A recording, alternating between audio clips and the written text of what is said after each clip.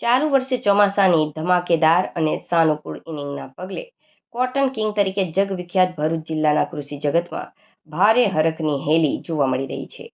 ખરીફ 2026 સિઝનમાં 12 જુલાઈ સુધીમાં જિલ્લામાં કુલ 99,612 હેક્ટર વિસ્તારમાં વિવિધ પાકોનું સફળ વાવેતર થઈ ચૂક્યું છે, જેમાં સિંહફાળો કપાસનો છે. જિલ્લાના અર્થતંત્રની કરોડરજ્જુ ગણાતા કપાસનું એકલાનું જ 72,847 હેક્ટરમાં વાવેતર નોંધાયું છે, જે ભરૂચના કૃષિ ક્ષેત્ર માટે ખૂબ જ સકારાત્મક અને પ્રોત્સાહક સંકેત છે. સમયસર અને પૂરતા વરસાદને કારણે ખેડૂતોએ કોઈ પણ સમય ગુમાવ્યા વિના પૂરજોશમાં વાવણી કાર્ય આટોપી લીધું છે. કૃષિ વિભાગના અંદાજ મુજબ જો આગામી દિવસોમાં પણ આવો જ સાનુકૂળ માહોલ રહેશે તો ખરીફ વાવેતરનો આ આંકડો હજુ પણ નવી ઊંચાઈઓ સર કરશે. સમયસર વરસાદને કારણે વાવેતર વહેલું અને આયોજનબદ્ધ થયું છે. કપાસના મોટા વિસ્તારને કારણે સ્થાનિક જીની મિલો અને રોજગારીને મોટો વેગ મળશે, જે ભરૂચના ગ્રામ્ય અર્થતંત્રને મજબૂત કરશે. સફેદ સોનાની ચમક વધી, તુવેર બીજા ક્રમે. ભરૂચ જિલ્લાના પાક વાઇઝ ટ્રેન્ડ પર નજર કરીએ તો ખેડૂતોને પહેલી પસંદ હંમેશની જેમ કપાસ રહ્યો છે.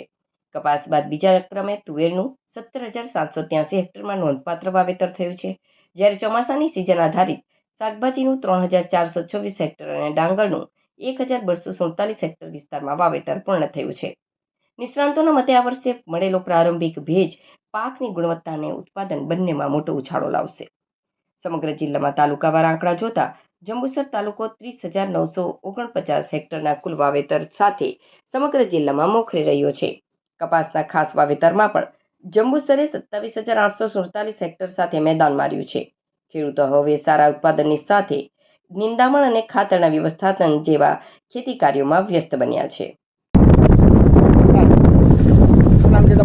પટેલ સંજયભાઈ.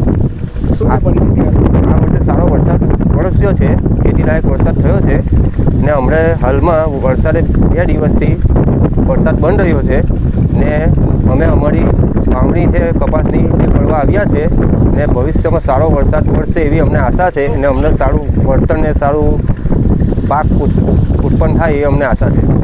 શું નામ છે તમારું? પરેશભાઈ પટેલ. હાલમાં અત્યારે આ વરસાદ સારો થયો છે અને હાલમાં વરસાદે વિરામ લીધો છે. ત્યારબાદ અમે ખેડૂતો કપાસની વાવણી કરી રહ્યા છીએ.